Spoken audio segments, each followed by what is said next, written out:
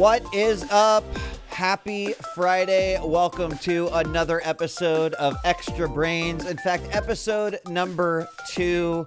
I am your host, djWHEAT, joined by Anna Prosser. And Anna, I think I definitely want to just say thank you to everyone that tuned into the first episode, that submitted questions. It was great to hear some of your feedback, but thank you so much. And I'm so excited because this is kind of our first full episode. You know, episode 1 was a little different. We introduced ourselves, but before we jump into it and start hitting up our questions, Anna, how are you? I don't hear you, Anna.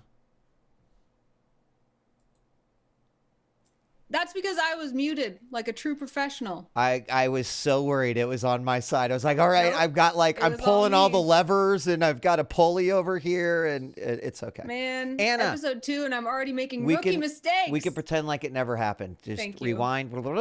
Anna, yes. How are you today? I'm doing pretty good, djWHEAT. I've been looking forward to this all week, and I thought that it'd be a good idea to just review what this show is in case someone is just joining for the first time. Absolutely. So Extra Brains is a brainstorming talk show, and what that means is that Marcus and I have been in a position for a long time where we are honored to get asked for advice a lot of the time, or to have had a lot of experiences that we can share.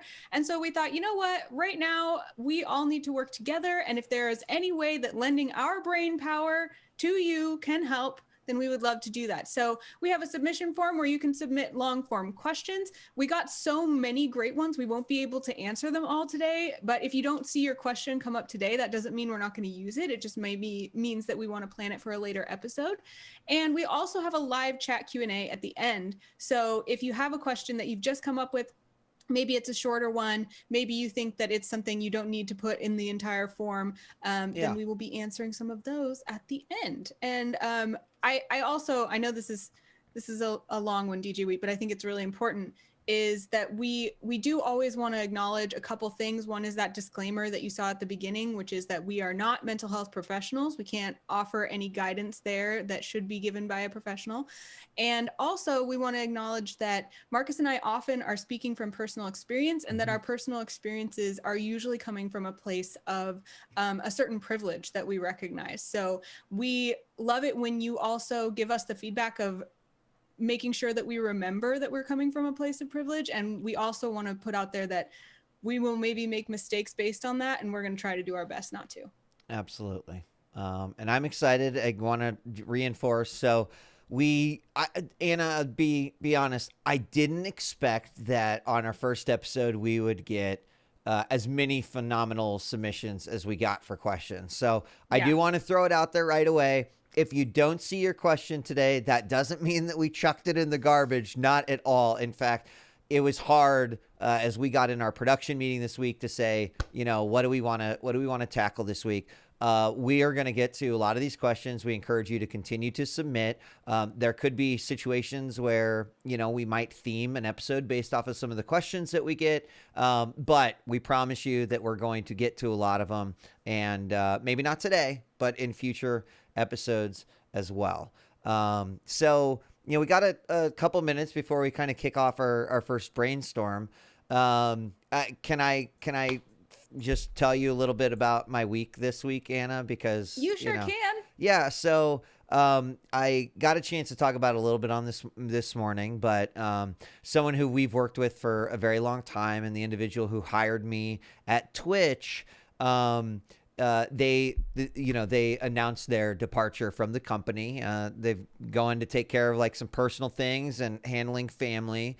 But I thought that maybe it'd be good if someone could learn something from, you know, even my story. And I won't go into how much Kevin meant to me and many other people at the company. But it was really interesting because I was in a unique position as a friend of Kevin, that I had kind of been aware that this was something that was going to happen. But it still didn't mean that yesterday wasn't an incredibly emotionally draining day. And I just thought it was so interesting that I thought that I was kind of emotionally prepared for that day to come. And then it just sort of exploded, if you will, right? Like all the emotions came in. I thought I was sort of ready for everything. But it was still heavy. So it did not make this week a bad week at all. In fact, this week has been great, and I'm excited, obviously, to be here with you on this Friday to celebrate that. But it was just interesting. It was a reminder this week that, we can think we're emotionally prepared for just about anything, but sometimes we're just going to have to deal with those feelings in the moment. And it was like a really interesting reminder this week. That actually, one of the things that I've really been focusing on this week, I listened to a podcast called Sobcast, which is my friend Christina Wolfgram's podcast, and it's focused on how to promote good mental health in your life. So she interviews a lot of people. She interviewed this person who makes an app called Happy, and they were talking a lot about what makes you lonely versus what makes you not lonely. And they were talking about how emotional support is so important, and how emotional support comes from getting undivided attention and active support from people who care about you. So when you were talking about Kevin, I was thinking about how when things like that have happened for me, or even I saw you when you were going through that, wanting to reach out to someone and kind of have their attention for even 5 minutes is so helpful in those situations. So, and I think we're in a strange position too, where we are available and doing things like this show where we are trying to give support, but we're behind a screen.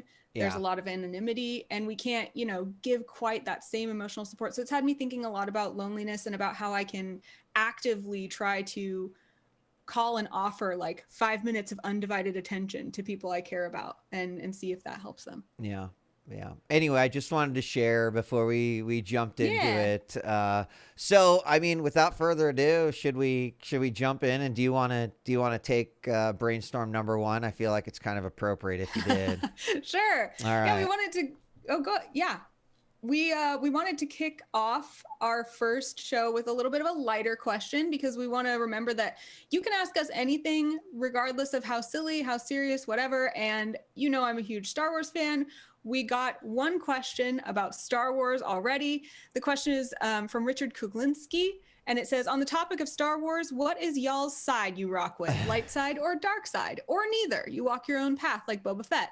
Also, what would you do with your powers, and why would you choose that side? I'm rolling with the dark side for life. Do you want to answer first? I mean, sure, because I have a feeling that you might have like a really long philosophical answer, which is great. I expect that, Anna.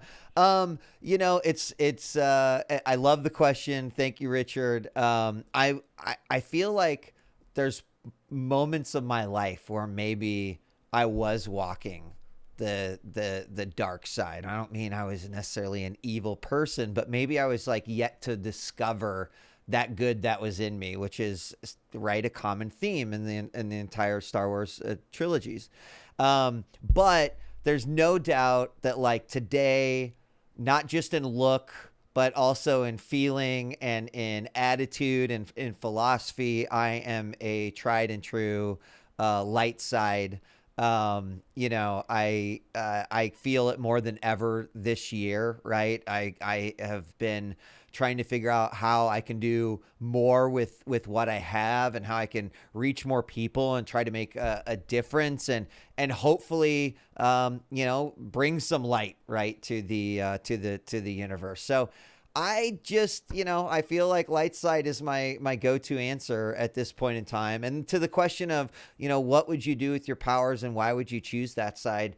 I wish that, we don't get to see it in the movies very often, but there's actually in a lot of the canon, a lot of the comics, a lot of the books, even some of the video games, like force healing is kind of a thing that exists, right?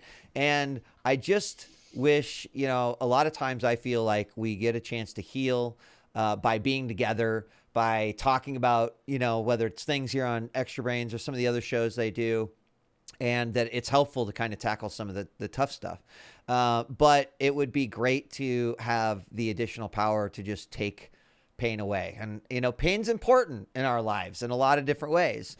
But, some pain is really hard to get through. And if I could, be that healer, I think that would complement how I feel about the light side. So my question would be then, do you think if you were force sensitive, you would be a Jedi? Yes. Correct. Cool. Yes. Yeah. See, that's how I'm thinking about it, because you're right that I have a very long philosophical answer about this. I'm trying to zone it down. When I was a kid growing up, I never even understood at all why anyone's favorite character or thing they were enthusiastic about would be a villain. Like, it just never, something about the way I was raised, or something about like the idea that you would like Darth Vader was like, no, you can't like him. He's the bad guy. That's the point. You're not supposed to like him. He's bad. I think that as I grew up, I maybe developed a more nuanced view. And of course, I'm a huge fan of Darth Vader as a character now. But I think that that's kind of where this question is really interesting, because people are like light side, dark side, and they think like Sith, Jedi. But the thing is, if you're force sensitive, that doesn't mean that you become basically a paladin or an evil sorcerer. Like, you might be like, I would call myself right now in my life. In the past, I think I would have been like absolutely Jedi, sacrifice everything for the good of all, blah, blah, blah. I think right now in my life, I'm maybe in more of a like Maz Kanata kind of situation, where I would like to be someone who's force sensitive, who's helping for good, but is maybe a little more flexible in their thinking, maybe a little less dogmatic, maybe someone who helps the Jedi, but is not like beholden to some of their rules that can sometimes be maybe even, you could say, hypocritical or impossible to live a full life while you're doing that. So I maybe would say that I could be a recovering Jedi, maybe, but definitely nowhere near the dark side. I can't identify with that yet, but I do understand the idea that like giving into your passion makes you powerful. And I think we can use elements of that in our lives without giving over to the dark side and becoming completely selfish. I love that answer. I love what you said, and actually, I want to reinforce, because you said hypocritical, and it reminds me of one of my favorite quotes from Stormlight Archive, which comes from a character named Dalinar, who said, who was actually told he was not a hypocrite. And he says, I am, but sometimes a hypocrite is nothing more than a person who is in the process of changing. Oh, I love that. Yes. I love that so much. Yeah, I love that That's quote exactly too. it. Yeah. And I think that I've had a visceral reaction to people criticizing the Jedi before. And I think I've realized that it's because of that kind of same sentiment, where it's like, yeah, there are Jedi who make really bad choices. And some of the rules that the Jedi have made are really questionable. But it's a group of people that essentially want to give up their wants and needs in order to protect the world, the universe. And I think that separating an idea from the people who are trying to execute the idea is a really good way to have compassion, where you can be like, look, this person isn't perfect, and yet what they're trying to achieve is worthy. And I think a lot of things we devote ourselves to, you know, faith, goals, careers, being a role model, all of those kind of fit into that category of like, it's good to try anyway. Right. You know? Yeah. Yeah. It's you know, it's also just awesome that, you know, from a pop culture perspective, there is so much that is taken out of the concept of light side and dark side, and even the universe that George Lucas and then many others, you know, helped create and add to. And you know, I just love that. I don't know. I don't necessarily have any words beyond that. I know that's also one of the reasons you're a big fan of Star Wars, because it does put some very interesting life perspectives into a different universe, but in a way that sometimes we can really relate to, and almost might be easier for us to talk about, or feeling that way, or, you know, one particular affinity. So I think that's great. I think also the Force just appeals to me even more than some other like veins of superhero-dom or magic, those kinds of things. The idea that it is an energy that is created by all of life being bound together, and it flows through us, and if you learn to let it flow through you, then that's how you become powerful, and you can use it to do amazing things. Like, I think I like that concept as kind of a a hippie vegan Portlander. I think I really like that. And it also is a cool system storytelling wise. And here's where I put on my like Star Wars nerds hat a little bit. I know that people often, as new chapters of Star Wars come out, get frustrated because they're like, the Force can't do that. No one's ever done that with the Force. That's not what the Force can do. And that's the whole point of having something like the Force, is that like the idea is people are learning how to use it and manipulating it, and potentially like humans are mutating in order to be able to use it better. So finding something new that the Force can do is totally feasible, and I would say necessary for furthering the story. Yeah. Yeah, all great points. Should we just like find out from chat what are they? Are they light side or dark side? I've seen a lot of gray Jedi in my chat, but light side and dark side too. What about yours? I mean, you know, aside from AJ Potato, who said, I would like to be a Tusken Raider. All they do is troll passerbys. Yeah, AJ. You know, I think it's kind of, you know, back and forth. I like the idea of, hey, without the Sith, the Jedi are not needed, and without the Jedi, the Sith are kind of, you know, like they always talk about the balance of the Force. So I don't, the beautiful thing is there's obviously not a right or wrong answer, right? It is however you feel. And of course I love Corbin because he says djWHEAT is our Obi-Wan, and I'll take that all day long. I'm really trying to go for it. If I can get as close to the Ewan McGregor look, I'll go for it. So, I like I've said previously, there are very few ways that I would ever criticize Star Wars, and I will talk myself out of any problem that anyone finds with Star Wars. When we're talking about the Force, though, I have to admit how disappointed I am in the addition of midichlorians to the lore. No. I just think the whole thing is just a big sigh. That's like there's a whole nother show that Anna's firing up. It's Down with Midichlorians that'll be launching. It'll be a weekly show where actually dissect. I'd be remiss if I did not say how excited I am for another new episode of The Mandalorian, which dude, Mandalorian is choice. It's been really great. I really have a hard time ever saying anything bad about it. I love the music. Like all day Friday, I'm either humming the Extra Brains theme or I'm humming the Mandalorian theme. So it's, you know, it's definitely found its place on Friday, but I've loved it. I mean, hey, since we're on the Star Wars question, you know, well, I don't want to give spoilers either. Okay, we'll have to hold off on this. We'll wait. I'm gonna mark my question down though. It will get Maybe that's a whole other show we need to have, is just discussing The Mandalorian after every episode. Fax Machine says the newest episode was so good, and that's all I need to hear. Thank you for no spoilers. Every episode's been so great. You're right. I think there's actually a good topic to talk about, but I won't derail us. I won't derail us too much. We want to stay on. We have some other really big questions to get to, so I know we probably don't need to belabor Star Wars, but right.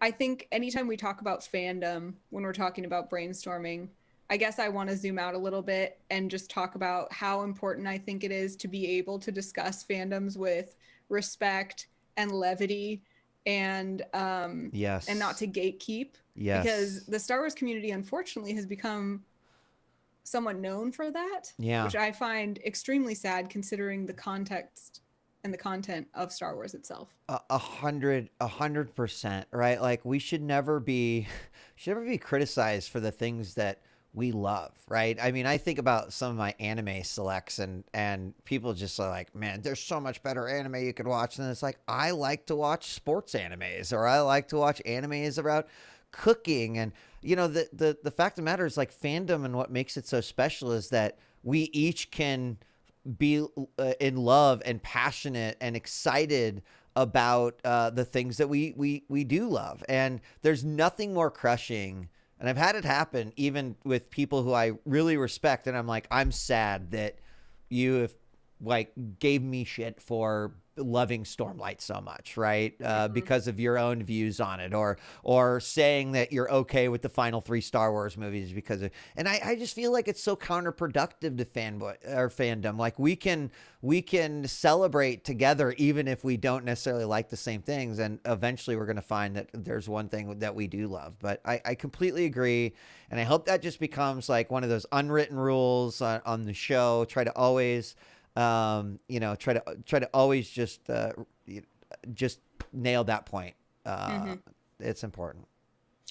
I guess that's a good place to leave off on that question. Should we move on to our brainstorm number 2? Yes. Introduce it? Yes, I will. Brainstorm number 2, which is summarized as how to be both coworkers and friends. This came from Seeking Balance via the submissions. And they say, "Hi, EB. I've followed you all for a very long time. I manage a small gaming store where I am in charge of 5 employees. We all get along very well, but there are times when I need to, quote, be a manager. I know that you all work together for a long time, but what is more impressive to me is that you have seemed to be friends and co-workers with great success. How do you balance being friends and being co-workers so well? Has friendship ever affected your work duties, or have your work duties ever affected your friendship?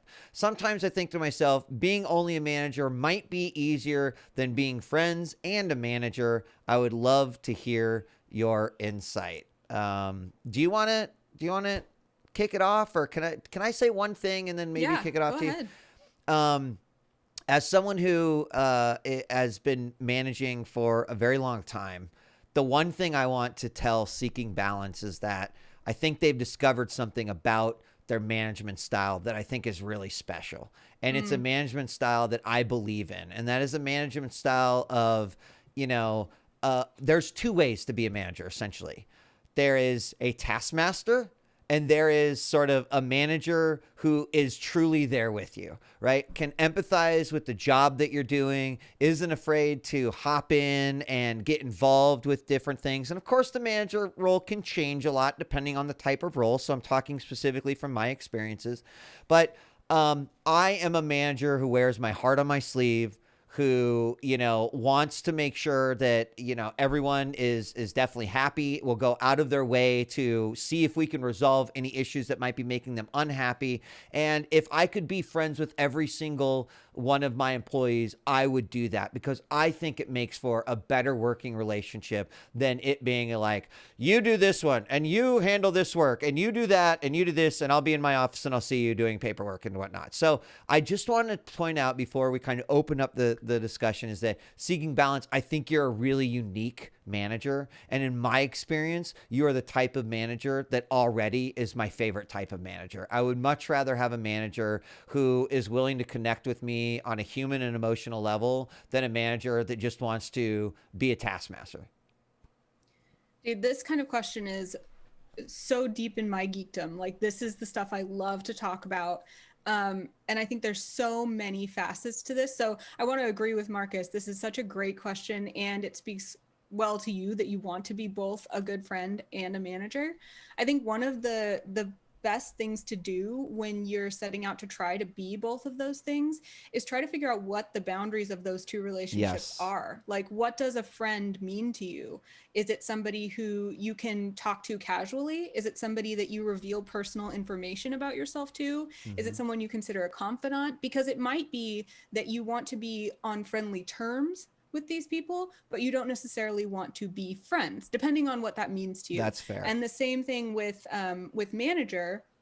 Do you want to be somebody who is more a guide, or do you need to be somebody who is responsible for reporting something to a higher power in your company or something like that? So defining those 2 roles might help you in figuring out where the boundaries are and how far you can kind of push on either side of the continuum. Yeah. The other piece I would say is, I know sometimes it can be difficult to have conversations that set expectations, but every relationship you have with another person is an interpersonal relationship. And in interpersonal relationships, most conflict comes from a mismatch of expectations. Yep. So one person expects one thing, one person expects the other. And this is something I feel like I wish I could like tattoo it on my forehead, because this is one of the most important facts that I have learned in my life that has saved me and that I want other people to know is just clarifying expectations lessens conflict.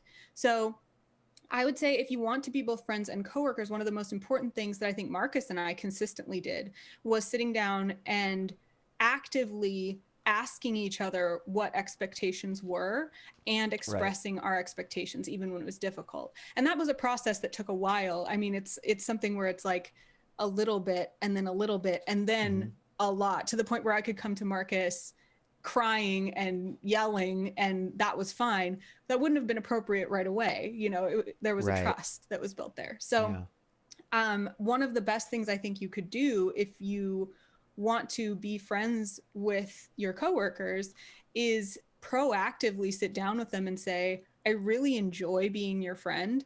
I want us to be able to have a successful friendship. That causes tension with the fact that I'm also your manager. And here are some of the things I'm thinking about that we can clarify together so that we can both agree on how to handle certain situations, and ask them to participate in creating those guidelines with you. Because then it's also so much easier to be like, hey dude, remember how we talked about that, like when you don't restock the shelves on time, it puts me out really bad and then I have to stay after. And so like, can you take care of that? Instead of like, I am your manager and I am telling you didn't do that task. You know what I mean? Yeah. I think all really great points. And I want to make sure I kind of like stick with a little bit about what you are talking about too, because I think it is important to reiterate that these things don't happen over time. And maybe one of the questions is, you know, how do I build that, maybe just more being more friendly with employees. And I think, you know, there's a lot of things that you can do, whether it's you know, team building, making sure that you are spending adequate time with every single employee. So there is not a feeling of imbalance, because that's another thing that can be difficult. If you're, say, you mentioned doing about a team of 5, and maybe you have a team of 5 that works together, and someone that leaves, they get another position, and someone comes in. And you can imagine, maybe you've been there on the other side, where you are coming into a group that seems pretty close or friendly. And that's always one of those things that you have to watch out for as a manager, to make sure that those individuals feel included, that they understand that, hey, again, coming back to what Anna said about expectations, that like, this is kind of how we run the team. We want to bring you in, but the worst thing you could do is sort of keep someone out of you know, what you give and what you bring to every other employee. So I remember many times, Anna, where I said, man, being a manager might just be easier than being friends. And I will say one thing is that I might have said it, but in the long run, I would have regretted that being the case. You know, that at the end of the day, some of the hardships that comes from being a more hard on your sleeve manager is worth it, in the team that you build, in the output that a team can have, in the ability to share successes, and even just as important, sometimes share failures, because then it's not a person or a manager, but it is sort of like, we didn't hit the mark on this one, and that's okay, because we get to kind of work through it together. And, you know, there's been some great points in chat. Someone mentioned that sometimes the company's culture is dependent on the type of management style you can have. And even if the company, you know, is okay with something like that. So certainly, again, this comes down to like, every situation's different, and hopefully this is starting to uncover some of like our, you know, own thoughts and opinions on it. But you might have to evaluate things like, what is the company culture like? Are there any other managers that you see, you know, engaging with their team in a way that you really like, and maybe just talking to them? If you're in like a larger company, that could be something that would be beneficial. Anna, is there? I don't want to necessarily like put you on the spot, but I did have the pleasure of managing you for almost 5 years, almost 4 years. Was there anything that Was there any like moment where you felt like I should have been more manager? And was there ever a moment where you felt like I should have been more friend? You know, that's funny because when you were talking about that, I was thinking about a couple times. One where I came to you and I was like, you know, I work really well under your management style of kind of like, you're not sitting there giving me tasks, you're trusting me to do my job, giving me guidance when I need it, that kind of thing. But there were times in my life recently where I did not have the mental capacity to be the self-driver that I wanted to be. And I had to come to you and be like, I need you to give me jobs and I need you to give me deadlines so that I can check boxes right now, because otherwise I'm not going to deliver what I should as an Right. employee. So I don't know how that would have been if I was not the kind of person who had the relationship with you that could come to you and admit that. Like if I was afraid of losing my job or not doing a good enough job in a Right. different place, I might not have been able to do that. So I think it's a really interesting point to bring up about like management style and how it affects the kind of team that you can have. And it also makes me think about times that I've had friendship, coworker relationships that have failed, that I have been not able to maintain. And I think those things, again, it kind of comes back to boundaries where it's like, all right, I'm not able to be both a good friend and a good coworker. So I need to choose one or the other. And I think that's okay. I think it's important to be able to make the recognition that you can't be everything to everyone. As somebody who in my life has constantly tried to be everything to everyone and has caused damage to relationships because of that, I would say that it's fair to say, you know, sometimes you can't be both. And I see that seeking balance is saying like, I think sometimes it might be easier just to be a manager than Yeah. friends and manager. And if you find that that's the case, that's okay. And it's totally fine to not be the friend of your coworkers, at least Yes. at least not in an interpersonal way. I mean, I think it's important to be friendly and kind to your coworkers, but Of course. I think that you don't have to be friends necessarily. Or you Yeah. don't have to keep that job either. Yeah. If you That want to just be friends with those people, get a different job. all very good points. I guess the other question I wanted to ask you is like, you know, can you think of like any pitfalls um, to right like being more of a friend than a manager, right? Any pitfalls in sort of navigating the relationship either way? There, you kind of touched on this in terms of like fair treatment. Yeah. But the fact that Marcus and I were such close friends sometimes did cause um, anxiety for other people. That I later learned that because Marcus and I were so close, there was this feeling of increased power, or that if we agreed on something, there was never going to be a, a discussion otherwise, that kind of thing. And I by the think way, that, Anna and I disagree plenty. So, yeah. and you know, that was one of the great things. I mean, Brit and the same thing. Like, I think that's why we've been so great working together, is because our ability to say, yeah, you disagree, and actually you're right. Like, it's so important. But sorry, I didn't Mm-hmm. mean to interrupt. No, yeah. So when I think of pitfalls, I think of a time where I was unaware of that privilege, I guess, and kind Right. of learning that privilege and trying to be sensitive to it. It's really difficult when you believe wholeheartedly in something at work and you want it to happen, but then you are in a position of power and you're pushing that agenda, and you kind of have to step back and be like, okay, I know I have a lot of power. What are the other voices here that need to be lifted up to make sure everybody's heard? Yeah. Um, I also can think of a time when um,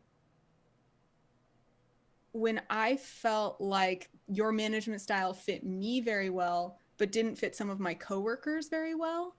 And that caused friction because the way I like to work didn't fit the way that they like to Mm, work. right. Um, and this is getting pretty deep in like a much different kind of corporate environment than it sounds like seeking balance is in, where you're kind of, it sounds like working in retail. Yeah. So maybe that's a little in the weeds, but what do you think? Yeah. I mean, it I have a feeling that over the course of this show, we will get a chance to explore some of those things, because I imagine we do. I actually, based off of some of the questions that we got this week, there's definitely individuals that work in a more corporate environment or might be working in more of a retail environment. And I would echo again what we were saying earlier, is that, it does come down to the type of job it is, what your expectation is as a manager first and foremost. Are you in a corporate environment? Are you working across teams? Does your team grow? Like, there's so many elements that do go into it. And I would agree that when you get into the corporate world, it can be a little bit more difficult to navigate. What I would say though is that many of the things, and even as far back as my first management was like working at a video store, and it wasn't so much management. It was actually, well, it wasn't. It was keeping some hours and making sure that the place was locked and counting money, right? But there were employees that relied on you to give them the hours, right? And so I do think that even in your first jobs, even in the first job responsibility that you get, you really can be learning a lot about what your management style might be as you continue to grow. I mean, I had to go through several management courses before I kind of realized, that I was like filling out these questions, and then some computer algorithm was spitting it out, and they're like, "You're a C." And I'm like, "Oh my gosh, I am a C," right?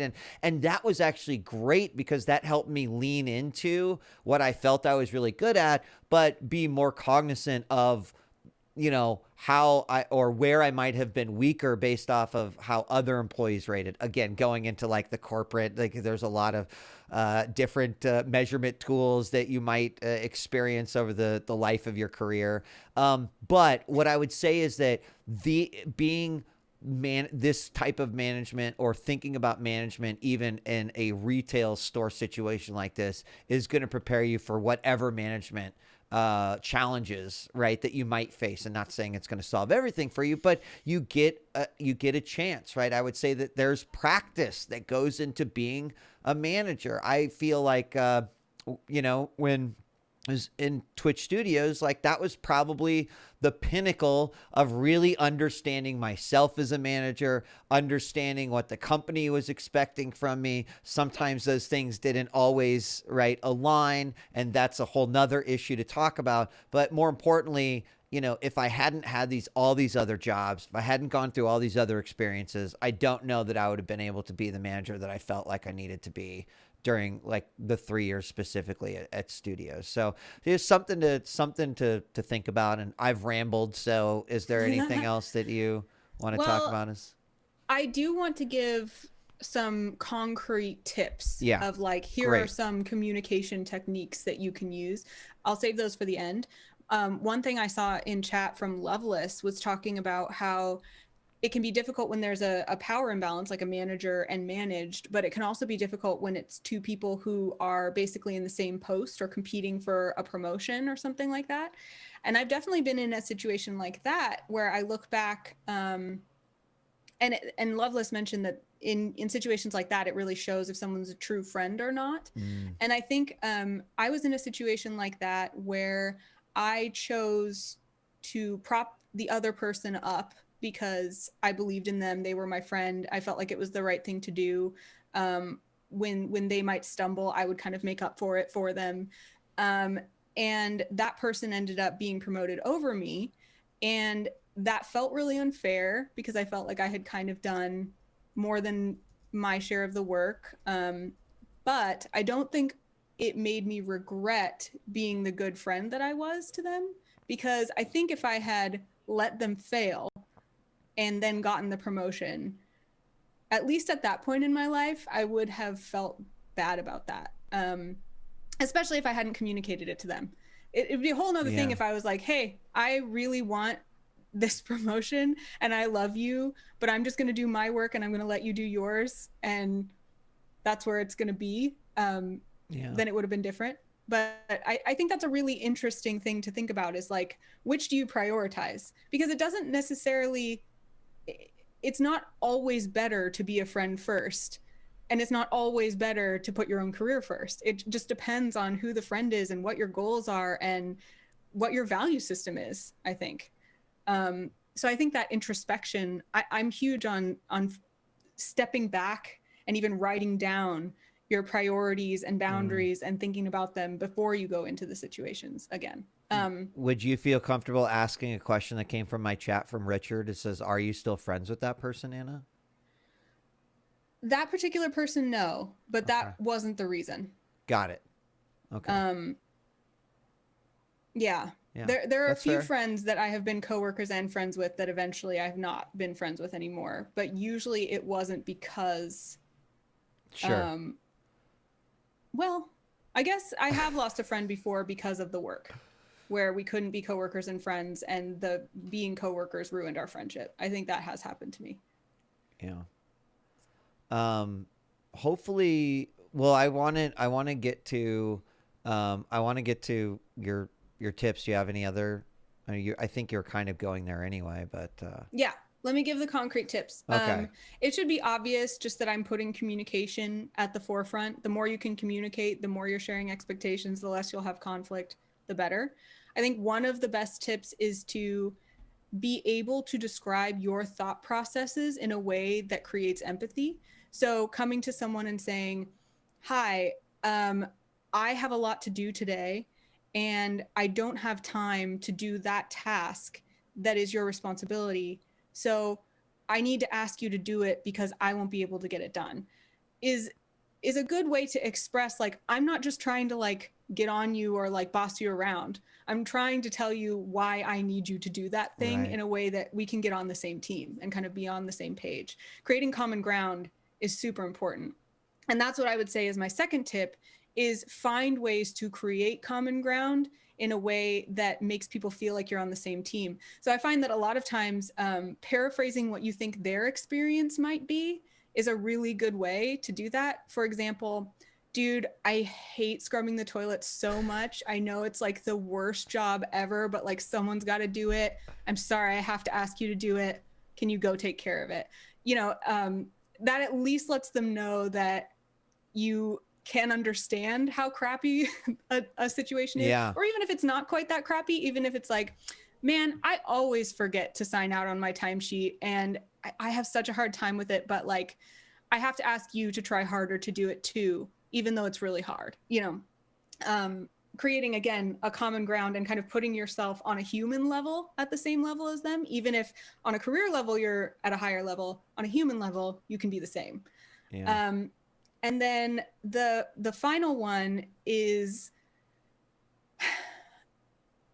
I think it's similar to the first one, but I would say sometimes I use it in an even more performative way, honestly, which is to cast, you know, shoulder the blame onto someone else. Like if you're working in retail, you probably have a manager that you're reporting to or a corporate headquarters that you're reporting to, and just saying like, dude, I don't want to have you do this, but like I'm responsible if it doesn't happen, and like my manager's really on my back right now, like can you help me out? Sure. And giving that higher power the blame a lot of times is a really, really helpful. I mean, like my mom taught me to do that when I was a kid. She was like, if you don't want to go to someone's house, tell them I said no. And I was like, okay. And I would be like, sorry, my mom says I can't come over. Oh, you know, so it depends on how comfortable you are with bending the truth. I try not to be as comfortable as I might have been at that point, but those are my 3 tips.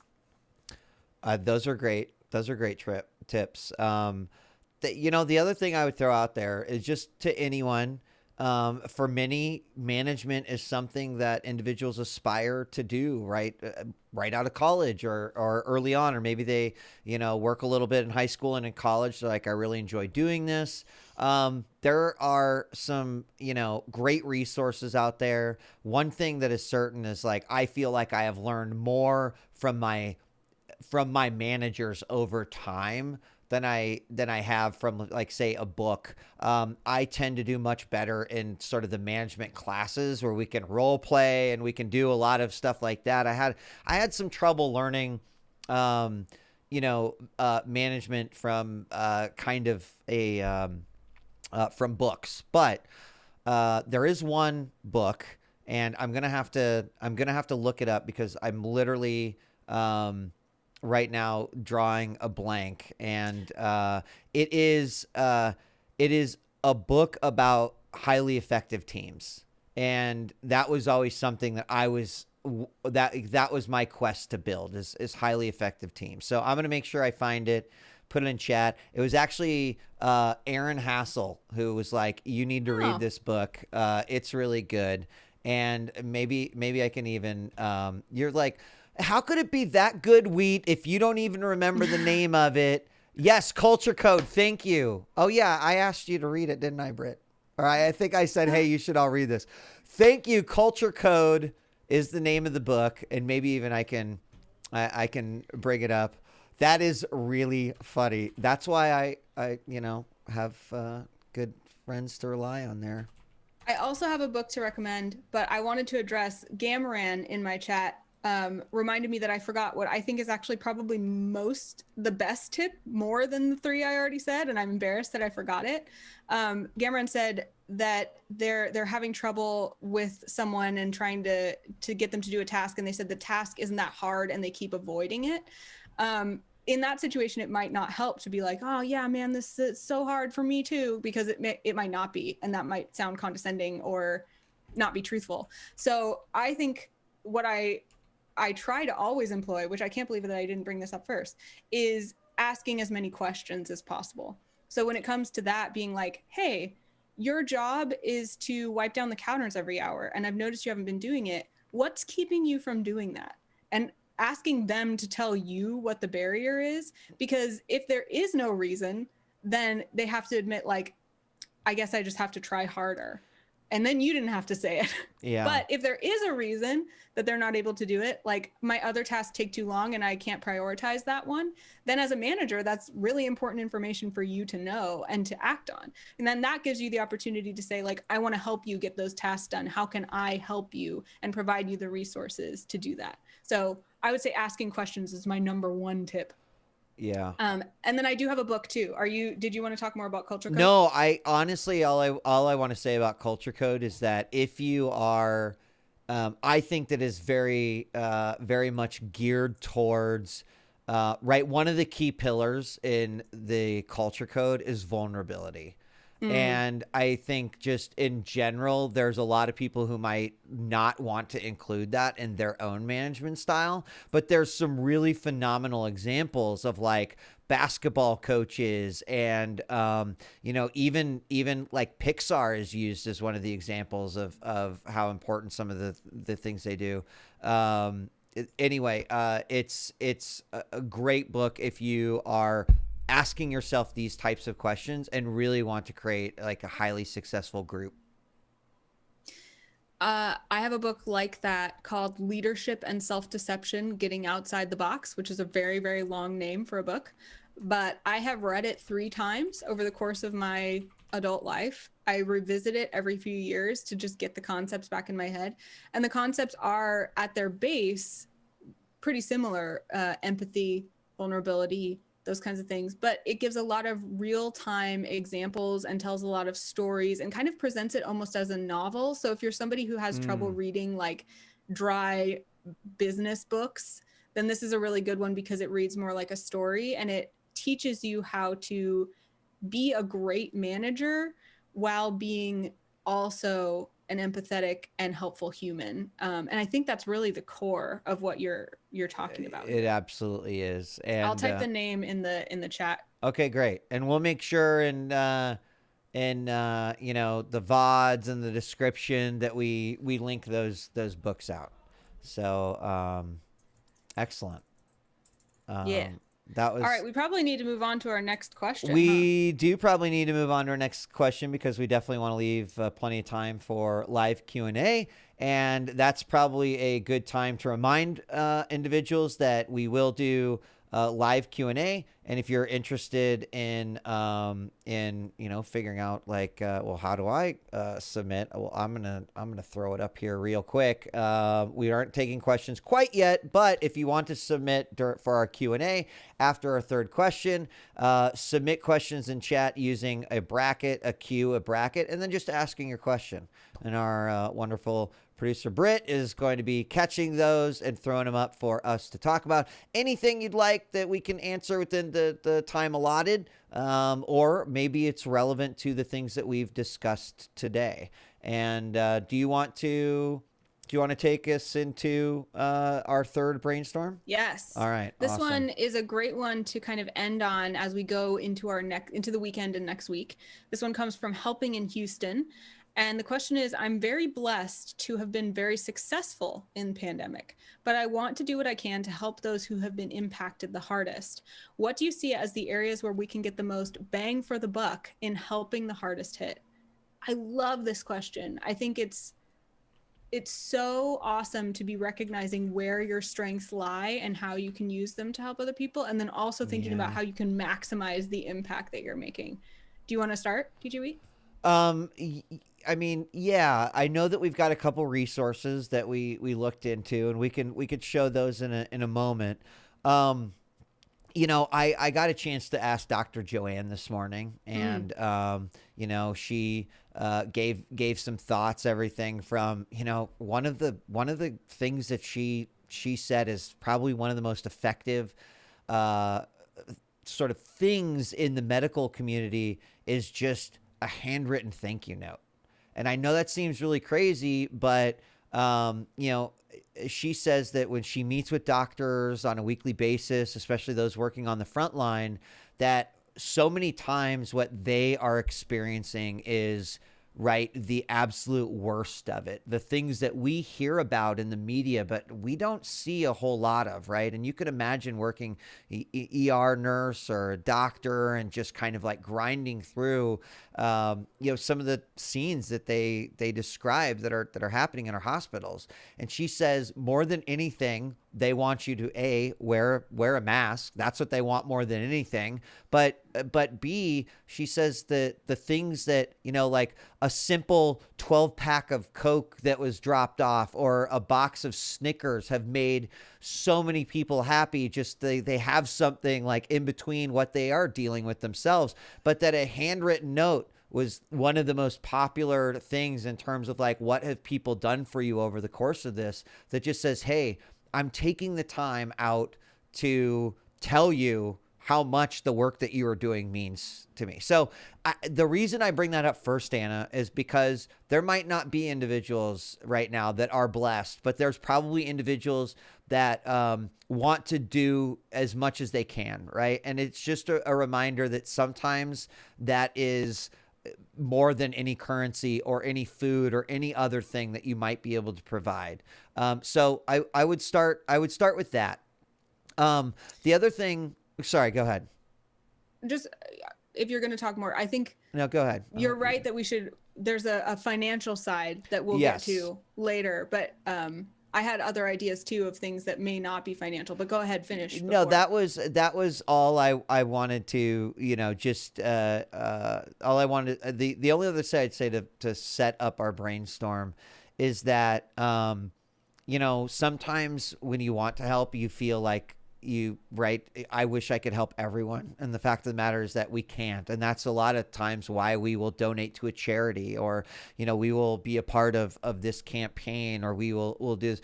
But I do want to just remind, and kind of in lieu with the sending a note, is that even having an impact on one family can have an impact beyond that family, like a ripple of goodwill that can happen. So I know that for me personally, like I always have to remind myself that even doing something as simple as like providing one family with a meal, or, you know, donating this food to a food bank, that it really does make a huge difference. So with that being said, Anna, I know you've got quite a few, and we've got a few resources as well. So what do you have to drop on there?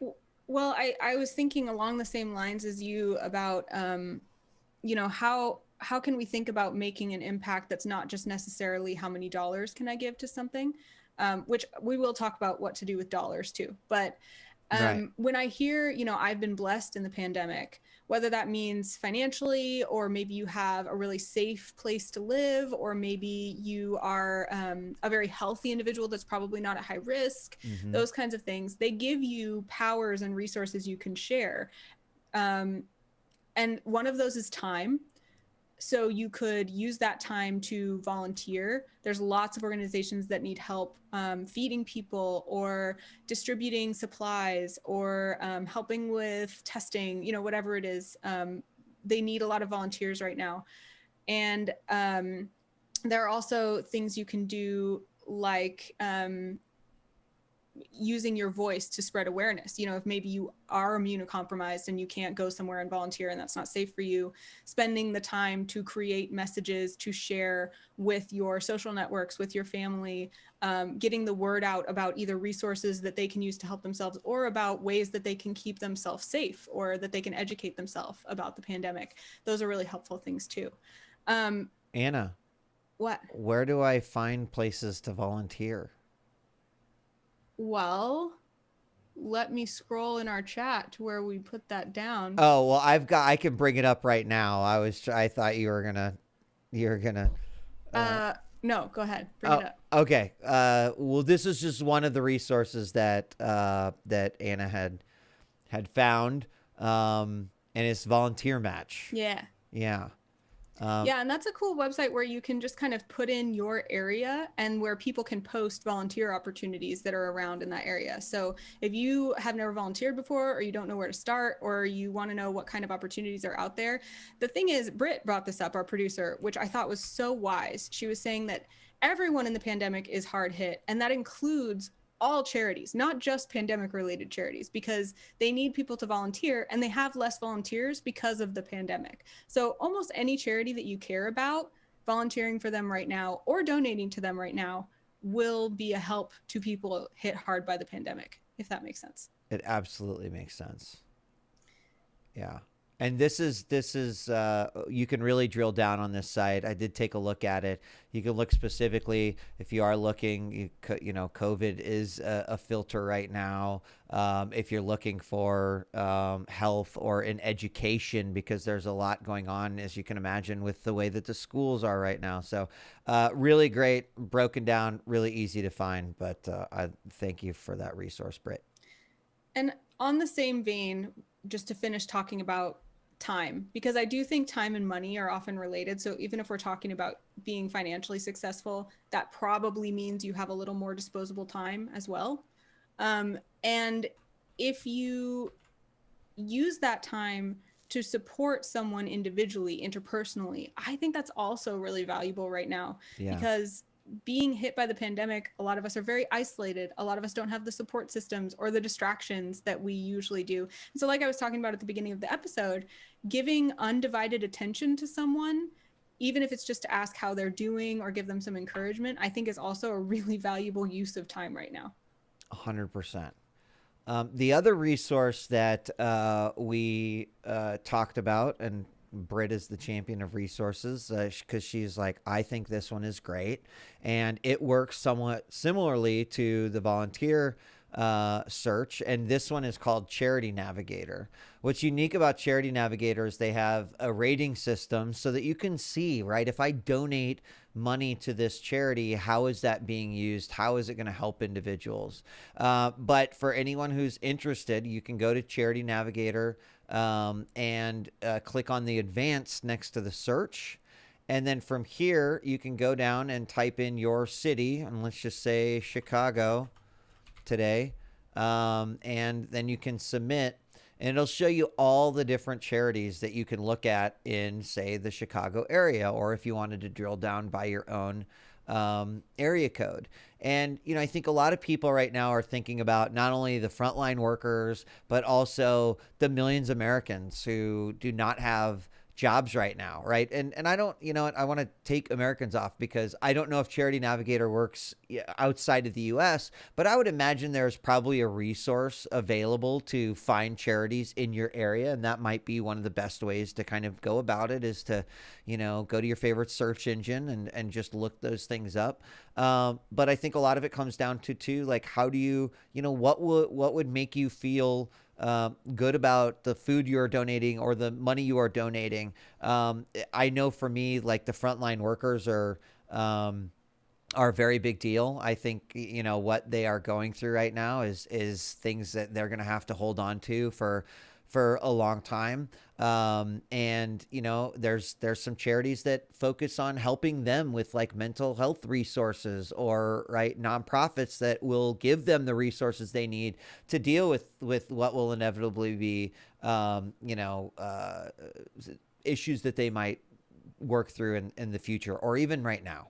Um, The other cool thing about Charity Navigator, which you're kind of alluding to, is that it does rate charities on certain yeah. aspects of being a charity, and that can help you if you're looking for that best bang for your buck. It can help you see which charities spend most of the money you donate on what they're actually doing, as opposed to keeping a lot of it for administrative purposes or for profit. Right. So that can be a really helpful way to make sure you're getting the best bang for your buck. Yeah, this is it's an easy question to answer in some regards, but then it's also a really hard question. But I hope that more than anything, you can walk away with at least a couple resources that can help. Um, I forget the name of our question taker.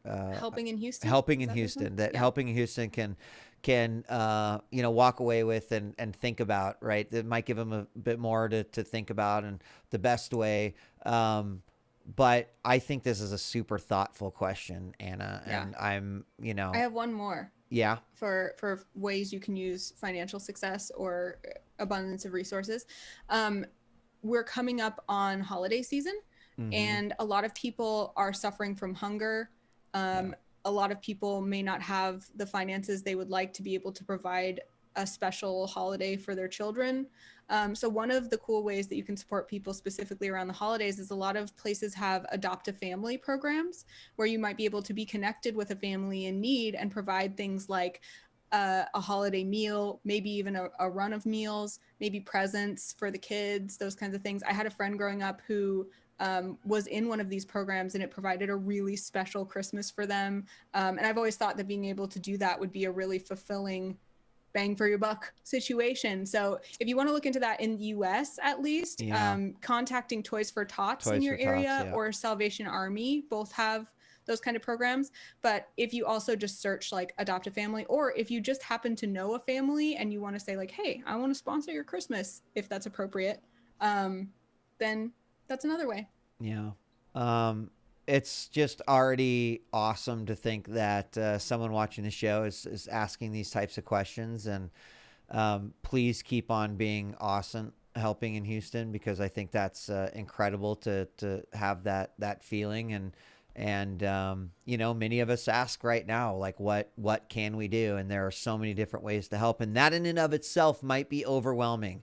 But know that every little thing you do is definitely making an impact on someone, and more than likely probably more than one person. I think you said it best, Anna, is that like this is a really unique situation that we're in, and that just about everyone is experiencing the stress of this pandemic in one way, shape, or form.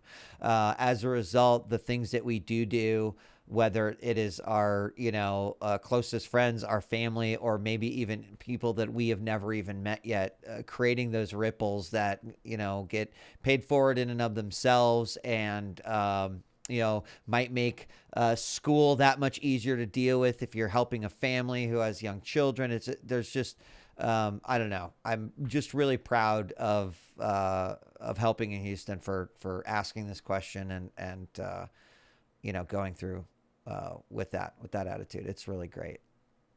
I think that was also one of the first, if not the first question we got. It was. So, it was. Yeah, really quality one. Helping in Houston is the first official submitted question. Well, great. I mean, if anyone else has any other thoughts, you're welcome to drop them in chat. I've seen some good discussion around that too.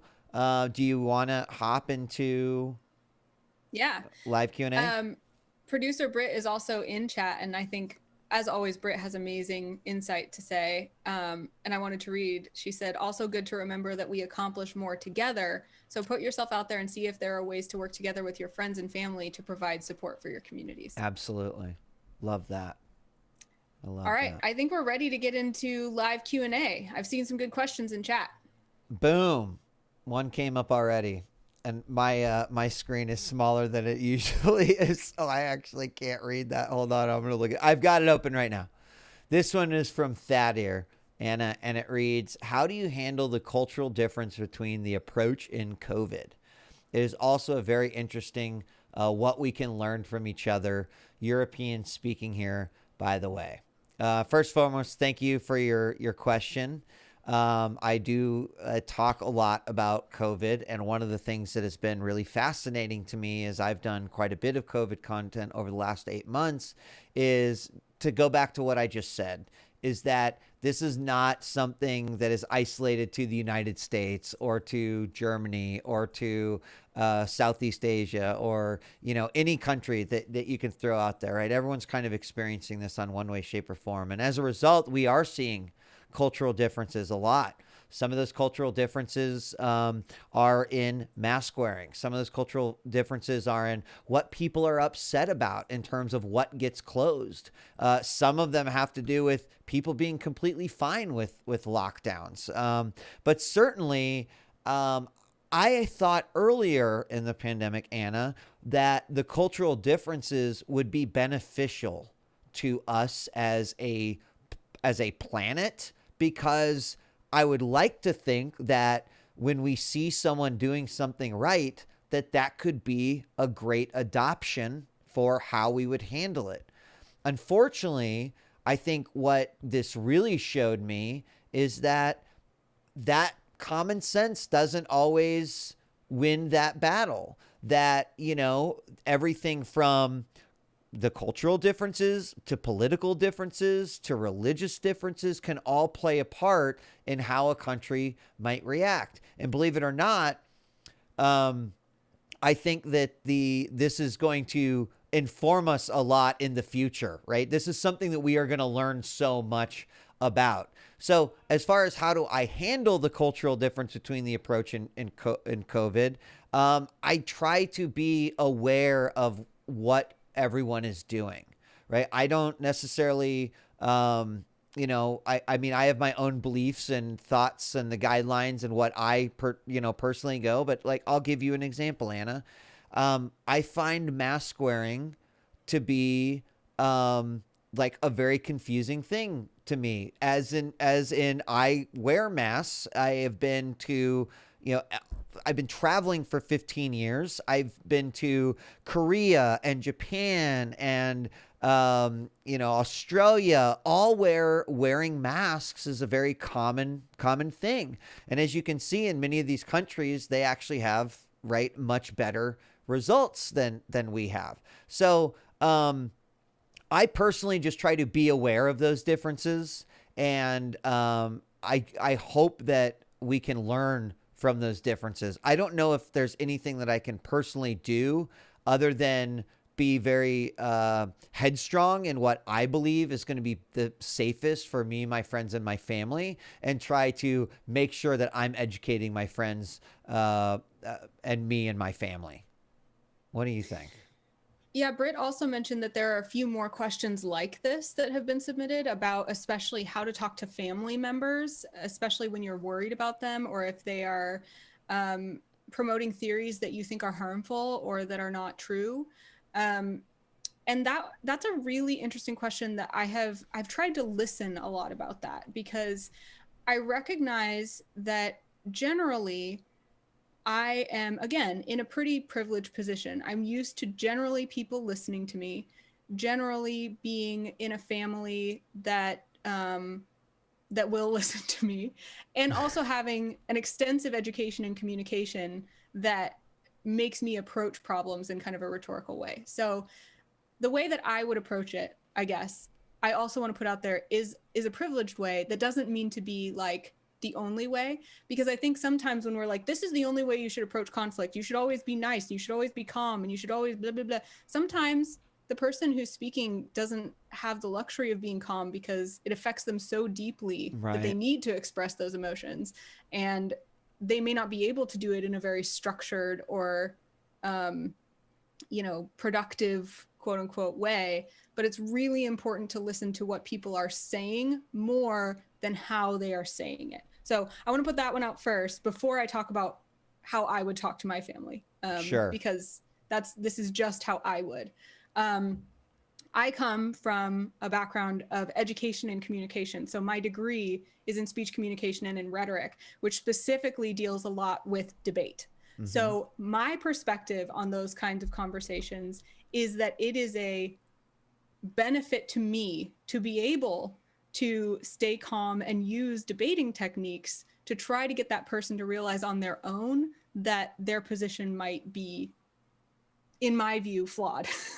And when I say that, I'm talking about things like mask wearing, where to me, it's pretty irrefutable that science has proven that if we all wear masks, we will save lives.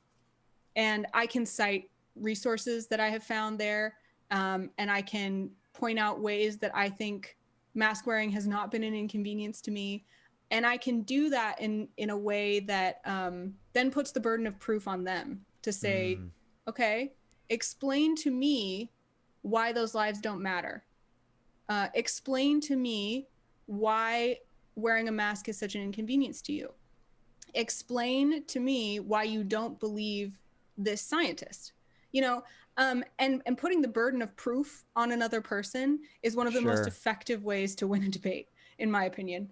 And again, if you can do that in a calm, compassionate way, a lot of times it will happen quicker, but sometimes you don't have the privilege of doing that, or you're not in a place to, and that's okay too. Yeah. Yeah. I mean, to what you said, this, right, there's a lot of, I mean, we've gotten a few questions that have been very similar, in terms of like the political landscape, which is something that, there it's been tough to talk to family about in some cases. There's been a lot around the racial injustices and the systemic racism that has come to the forefront over this year, and all of them kind of unique in their own right. Would you apply that same sort of what you're talking about to each and every one of these, or does the topic matter and subject matter, does that change how you might communicate with, say, a family member, or, and maybe it's a neighbor who doesn't like the sign that's up in your yard?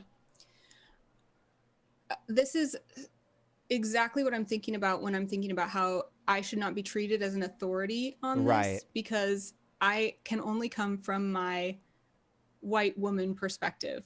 Sure. And I've been trying to listen to a lot of my friends who are more deeply affected by these racial injustices. And a lot of them are saying things like, I don't need to be told how to speak about this, because I need you to listen to what I'm saying, not how I'm saying it. And it's been, I have been under duress for so long that you can't expect someone in danger to have all of their wits about them, or to follow rules. If somebody has like a stone on their foot, you can't expect them to be like, excuse me, I would really appreciate it if you would help me to remove this stone from my foot. Like, that's just not logical, right? So I want to give the huge caveat that if you want to learn how to best listen and best speak on issues like racial justice, prioritizing Black voices and the voices of people who are most affected by those situations is the best way to do it.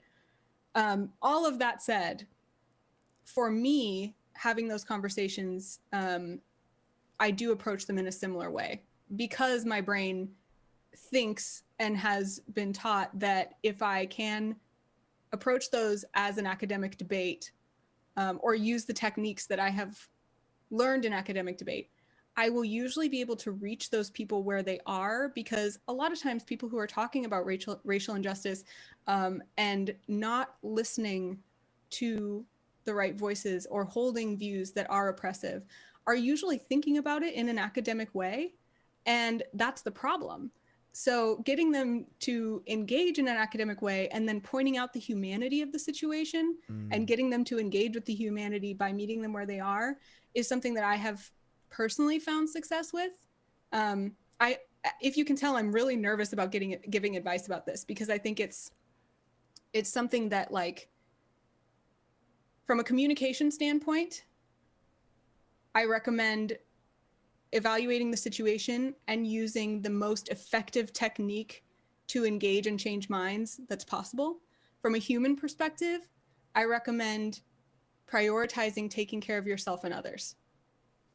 If that's, Yeah, I don't and know. I completely understand, the difficulty in this, and I think that I'm gonna take a wild stab at one of the reasons why this is coming up is because that we've been challenged with many of these conversations, right? Each of us in our own unique ways, and over the course of this year.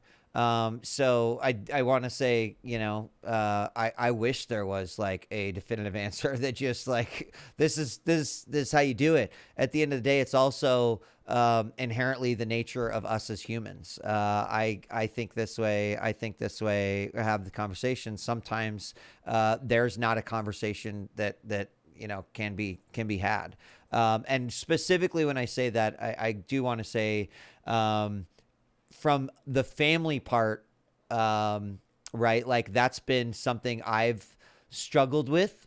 And Anna, it's hard because in some cases the first instinct is to just disengage, and that that doesn't seem like a great strategy when you are with family. In others, it might be compromise, right? For example, I can't really talk to my dad about politics anymore. We just disagree, and that's okay. I still love him. He still loves me. We'll always have different political opinions, and we don't need to have those necessarily in our relationship. And it might feel a little weird, like around election time, a little bit. I know he can see my Twitter and Facebook, and I could see his.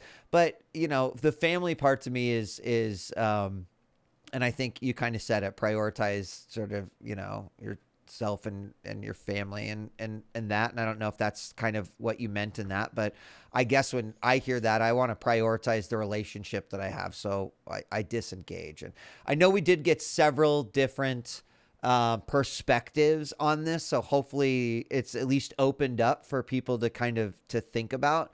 This is something that I see, right, experts in the field of communication talking about right now. And certainly there's a lot of great resources because these types of conversations are happening. But I definitely want to say that I can feel and I empathize with all of you in some of the specific situations that you've given as well. It's been an interesting year, and thus it's been for interesting conversations. But I don't know, anything you want to say to wrap this one up? Yeah, I think a lot of our conversations right now come back to boundaries. Um, and I think boundaries was something I had to learn fairly recently in life. Not only how to know what your boundaries are, but how to explain them in a way that feels productive. A lot of times it tends to feel like, if I can't talk to my dad about politics and he wants to talk about politics and I refuse, am I being selfish? Am I Mm, cutting off someone I love from engaging with me?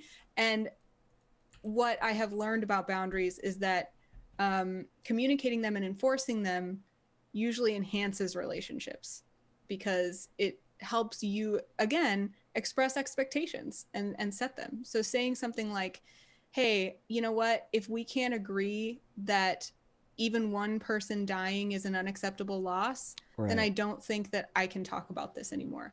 And that's an okay boundary to set if that's Yeah. what you need to do in order to feel like you can maintain the relationship and maintain your sanity. Yeah. It's a great point. And that's like the second or third time that boundaries and expectations have come up. And I Yeah. know that you'll probably hear it many, many times. It's important in so many, aspects of our lives, whether it's career or family or, uh, Mm-hmm. conversation, etc. So That one I feel like we could do a whole episode. Kind of a whole episode. And you know what? Like, if we didn't get a question during the Q&A, we're going to tell you in a little bit how you can submit outside of the show. It does allow you to write a little bit more than what Twitch chat will let you throw in there. So if you do want to provide some more context, maybe context that would help us answer or research and do some, have some insight as far as that's concerned, we're going to get to that in just a second. But I think we can do one more question before we go. So this one is, how does one discover performing artists given that theaters are now completely gone? Is there a place where I can find them online? If there isn't a solution, I'm happy to help. A software person myself. This is a great question because it's one of the areas that's been affected.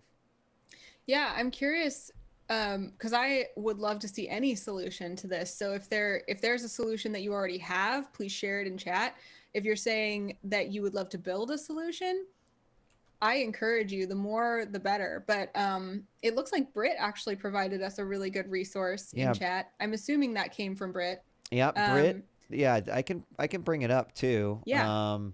It was from Time Out, and it says theaters are closed for now, but you can find great stage stars and events streaming online today. And she's gonna post this in the chat, but you can go to the section every single day, and it goes through. It talks a little bit about exactly what kind of theater is going on and how you can watch. It looks like we've got everything from stage plays to spoken word to a virtual piano bar. So there's really quite a bit of variety here, Anna. That's good if you are a lover of the arts and this is something that you've been missing. What do you think? Yeah, I'm really excited to have that resource because I am a performing art aficionado. I really miss that. My answer was going to be that it can be difficult to find performing artists on Twitch, but there are performing artists on Twitch, and your support of them would make a world of difference right now. Especially I'm thinking of a lot of dancers that I like to follow on Twitch. There aren't a whole bunch, but I really enjoy watching them, and it's really fun to interact with dancers as they work or perform on Twitch. And there are tons and tons of musicians on Twitch, which is another really great, interactive, fun performance that you can watch. So, I mean, my mind obviously turns to Twitch naturally, but right now, when a lot of because I mean those resources are really good for like big theater shows you're missing, like the opera and stuff like that. But if you're thinking of individual performers who are probably suffering because they're not getting the gigs that they normally would, looking for them in places like Twitch or other streaming services or Patreon or those kinds of things right now is probably pretty helpful, I would think. Yeah, honestly, this is so great to see. I had no idea about this, and I'm still scrolling through this thing, Anna. There has got to be at least 50 events that I've already looked at from here. So definitely a good resource, and not to say that I don't want to discourage you if you think you can build something better. I say go for it. But this really is a great resource, and if you love the arts, maybe you could spend some time supporting these folks as well. I know our local theater did do a few, streamed productions. They were not large. They were socially distanced and or single performers. And then they, let students and anyone stream it for free. But I would completely agree with all of the suggestions you gave. Britt pointed out as well that there are lots of performing artists on TTRPG shows right now that on Twitch you can support a lot of actors or voice actors as they play role-playing games if you're a fan of that, which I am. I am too. I am as well. Well, thank you for your live questions today. If we didn't get to them, don't worry. We do have other ways that you can submit your questions, and maybe the one or two or three or four lines are not enough anyway. And that's okay, because if you'd like to submit questions for future shows, you can use !submission in chat, and it will take you to a form We've tried to make it as simple as possible to fill out, but also giving you enough flexibility that you can write as much or as little as you want. And I just want to again thank everyone who submitted questions, and I'm very excited. I hats off to the very thoughtful, intelligent, and inquisitive audience of Extra Brains so far. It's going to be exciting to see what else comes in, and as we get to some of the other questions as well. Yeah, I really love watching your insight and questions and sharing with each other in chat too. So thanks for already building the kind of community that we were dreaming of for the show, and I hope you'll keep coming back. Yeah, absolutely. And 90 minutes just kind of just goes like does. that, doesn't it? Yeah. So what you can submit questions for future shows anytime. Keep that link handy. Bookmark it if you want to.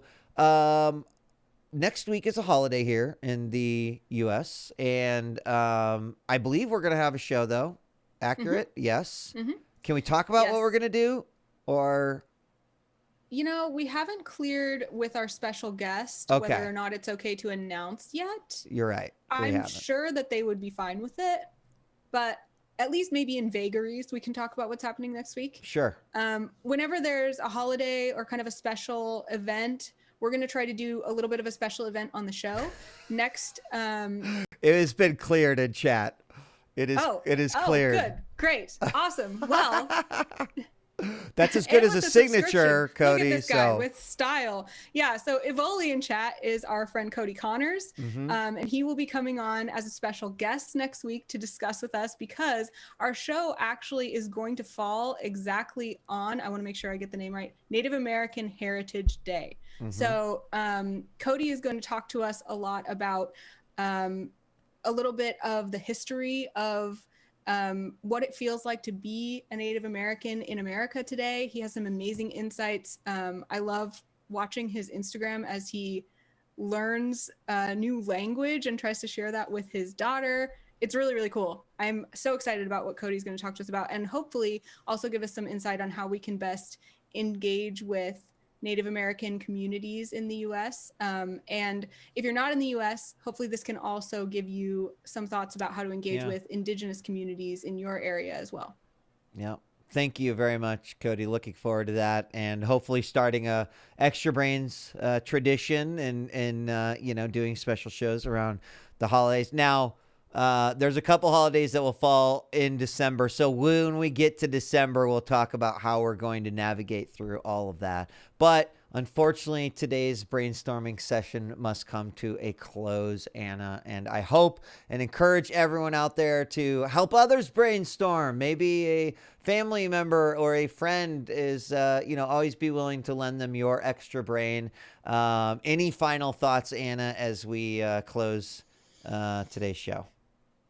Well, are you going to tell us where we can find you this coming week, Marcus? I'm trying to think what I have going on this week. Maybe the answer is we don't know, because I actually realized I'm not sure which of my shows I have.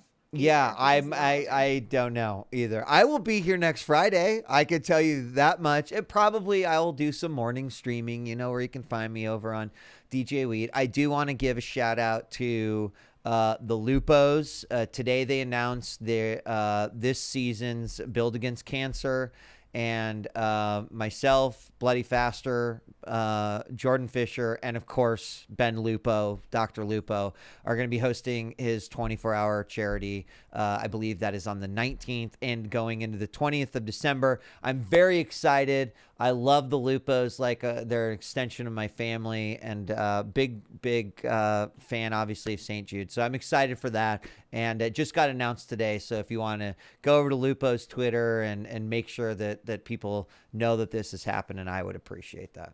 Anna? Did that give you enough time to figure out what you've got coming up next week? I know that Knights of Evening Star will happen next week. So if you want to watch D&D, you can watch me on Tuesday on the official D&D channel. Other than that, I'm not positive which shows will or will not happen. So let's hang out on social media and I'll let you know. All right. Sounds good. Everyone, thank you so much for joining us for another episode of Extra Brains. We will see you next week. We're out of here. Peace.